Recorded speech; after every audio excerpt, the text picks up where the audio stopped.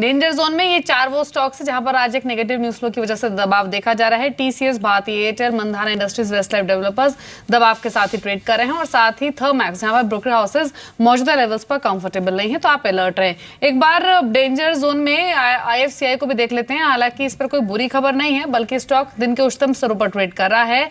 और हमने अभी कुछ देर पहले यानी फटाफट फ्यूचर में जो मिड डे टॉप ट्रेड्स हम आपको बताते हैं उसमें ये स्टॉक बताया था। एक सडन स्पाइक स्टॉक में तब आया था और बताया था कि यहाँ से और तेज हो सकता है क्योंकि स्टॉक टेक्निकली भी स्ट्रांग लग रहा है, अपने सभी मूविंग एवरेजेस के ऊपर है। और अभी भी खबर आई है कि विदेशों में भी एनएससी की लिस्टिंग हो सकती है। एनएससी की ओर से इस तरह के स्टेटमेंट्स आ रहे हैं और क्योंकि आईएफसीआई का एनएससी में स्टेक है तो डेफिनेटली फायदा पहुंचेगा आईएफसीआई को भी, स्टॉक दिन के उच्चतम स्तरों पर ट्रेड करते हुए। लेकिन अब वापस रुक करेंगे डेंजर जोन का और बताते हैं कुछ और स्टॉक जिनसे आपको दूर रहना है। सतलुज जल विद्युत निगम, अब ये स्टॉक रहेगा जिसको पिक किया गया हमने नतीजों के लिहाज से। अगर आप इस क्वार्टर के और बीते कुछ क्वार्टर्स की परफॉर्मेंस देखेंगे तो कंपनी की जो परफॉर्मेंस है वो बेहद खराब रही है। और खास तौर पर अगर क्वार्टर 4 की बात करें तो क्वार्टर 4 में कंपनी का जो मुनाफा है वो 52% गिरा।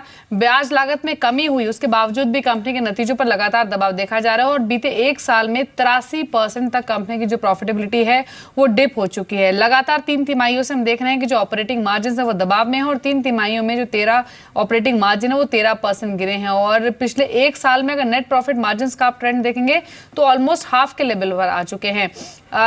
2 तिमाही पहले या फिर 3 तिमाही पहले जो नेट प्रॉफिट मार्जिन होते थे कंपनी के वो 66% पर होते थे और अब महज 38% पर रह गए हैं। ओपीएम 106% पर होते थे, अब महज 89% पर रह गए हैं।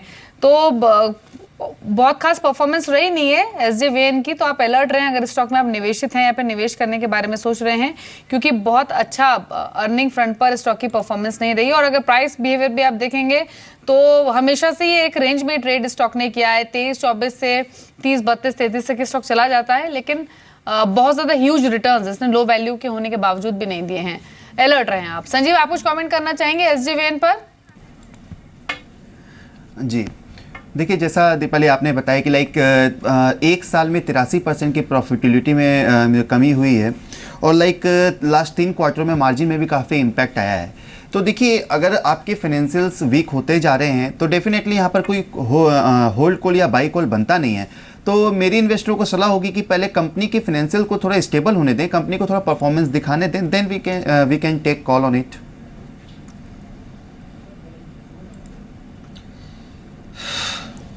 जी राजेश, आपके कमेंट्स क्या हैं एसजेवीएन पर? देखिए, अगर यहाँ पे 2016 जान का मैं चार्ट देख रहा था, 2016 जान से लेके अब तक इसमें कुछ बदलाव हुआ नहीं है। तो इट्स ए क्लियर कट। यहाँ पे जो है फर्स्ट ऑफ ऑल यहाँ पे ब्याज का नुकसान है। अगर यहाँ पे आपका इन्वेस्टमेंट है तो जो 28-50 के आसपास ही भाव ट्रेड है, so there is no point in holding the counter, it's better you exit the counter, क्योंकि इससे बेटर काउंटर बहुत सारे है, इसी प्राइस बैंड में भी है। सो मुझे लगता है कि this is a sell on rise और you can say it's a clear cut exit for me. जी, तो एसजेवीएन यहाँ से भी और वीक रह सकता है, टेक्निकली भी ये स्ट्रॉन्ग नजर नहीं आ रहा है। राजेश मानते हैं कि आप दूर रहें तो ही बेहतर होगा आईएफसीआई एसजेवीएन से। स्टॉक अभी 28.45 पैसे के स्तर पर ट्रेड कर रहा है। लेकिन एक बार कुछ और स्टॉक्स देख लीजिए जो आज के सेशन में कमजोर है। हमने टीसीएस की तो बात की शो के दौरान, लेकिन आप देखिए इन्फोसिस में भी देखा जा रहा है स्टॉक 2.5% नीचे भी ट्रेड कर रहा है दिन के निचले स्तरों पर ही। आज पूरे आईटी में इनफैक्ट हमने दबाव देखा है।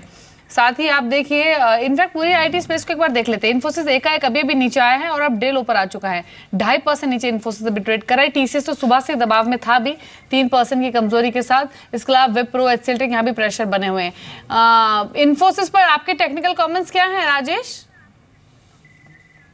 देखिए, मुझे लगता है इन्फोसिस इस सीरीज में हमने देखा इन्फोसिस में वीकनेस ही है, बहुत कुछ आउट परफॉर्मेंस किया नहीं है। अगर यहाँ पे शॉर्ट टर्म की बात करें तो मुझे लगता है 1200 के आसपास इसमें एक स्ट्रॉन्ग बैरियर है, सप्लाई पॉइंट है और ये इस सीरीज को तो निकालेगा नहीं। और इनफैक्ट जो पेन है वो 1150 का जो सपोर्ट है दैट इज 200 DML लेवल, अगर ये लेवल तोड़ेगा तो पेन बहुत इंटेंस हो सकती है और यहाँ से और भी नीचे जा सकता है। रफली इसका जो टारगेट है मुझे लगता है कि 1060 1065 का टारगेट इन्फोसिस में आ सकता है, क्योंकि बाजार को पूरा प्रेशर देने का काम टीसीएस और इन्फोसिस यही दे रहे हैं। तो डेफिनेटली यहाँ पे लॉन्ग लिक्विडेशन का प्रेशर अहेड ऑफ एक्सपायरी रहेगा।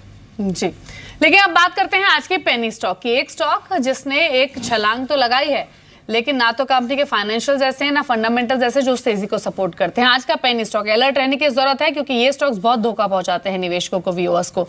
कौन सा स्टॉक है सुमित जिससे अलर्ट रहने की जरूरत है पेनी कैटेगरी में? शुक्रिया दीपाली। आज जो शेयर चुन के लाया वो मेटल स्पेस से है, नितिन एलॉयज। वैसे तो इस कंपनी बहुत ज़्यादा चीज़ें बुरी नहीं है, लेकिन एक मूव बहुत बड़ा आता हुआ दिखाई पड़ा है।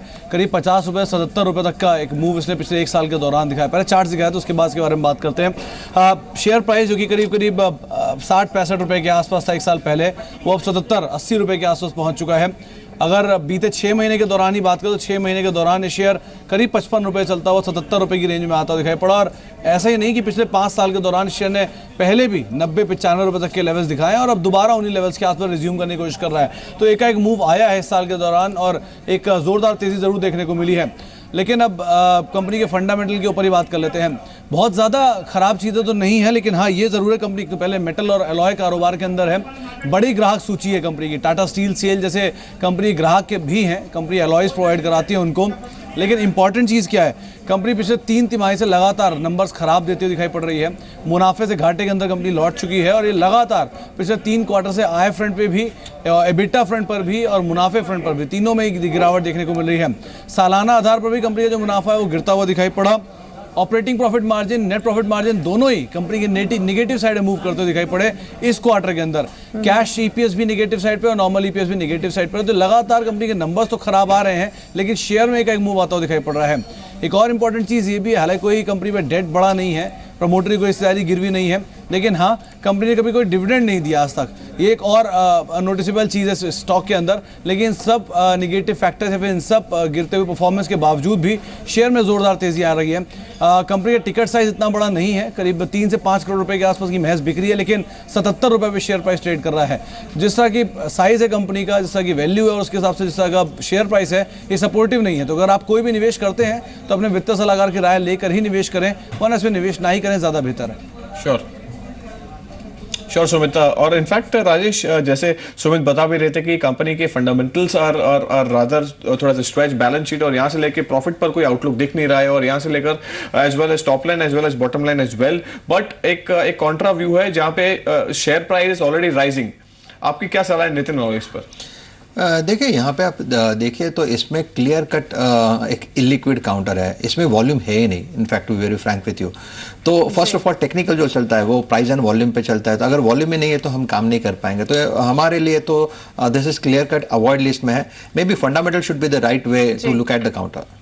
बिल्कुल, तो अलर्ट रहे नितिन एलॉयज से, क्योंकि वॉल्यूम तो स्टॉक में कम होते ही हैं और जिन भी स्टॉक्स में लिक्विडिटी कम होती है वहां पर फंसने की संभावना ज्यादा होती है। नितिन एलॉयज चला जरूर है और लाइफ टाइम हाई इसका 100 के आसपास का है, काफी नजदीक पहुंच चुका है अपने लाइफ टाइम हाई के। लेकिन जिस तरह सुमित ने बताया कि फाइनेंशियल परफॉर्मेंस कंपनी की बेहद खराब रही है, खासतौर पे क्वार्टर 4 में, जहां पर कंपनी के ओपीएम, एनपीएम यानी ऑपरेटिंग प्रॉफिट मार्जिन और नेट प्रॉफिट मार्जिन दोनों ही नेगेटिव में आ चुके हैं। एक नेगेटिव टर्न अराउंड हुआ है, -11% के कंपनी ने नेट प्रॉफिट मार्जिन पोस्ट किए हैं। ओपीएम में भी हमने -4% का लेवल आते हुए देखा है। और जिस तरह सुमित ने मेंशन भी किया कि मुनाफे से घाटे में ये कंपनी आई है। कंसिस्टेंटली कंपनी की जो प्रॉफिटेबिलिटी थी वो डिक्रीज हो रही थी और फाइनली इस क्वार्टर में कंपनी को घाटा पहुंचा है। तो वीक फाइनेंशियल्स हैं, स्टॉक चला जरूर है, लेकिन जो फाइनेंशियल परफॉर्मेंस रही है वो तो बिल्कुल भी इस तेजी को सपोर्ट नहीं करती। तो अलर्ट रहे आप नितिन एलॉयज में। अगर आप निवेशित हैं और मुनाफे में हैं तो बाहर आना ही सही होगा, और अगर निवेश करने के बारे में सोच रहे हैं तो अलर्ट हो जाएं। फाइनेंशियली कंपनी की बहुत स्ट्रांग परफॉर्मेंस नहीं है और इससे बेहतर स्टॉक आपको मिल सकते हैं निवेश के लिहाज से।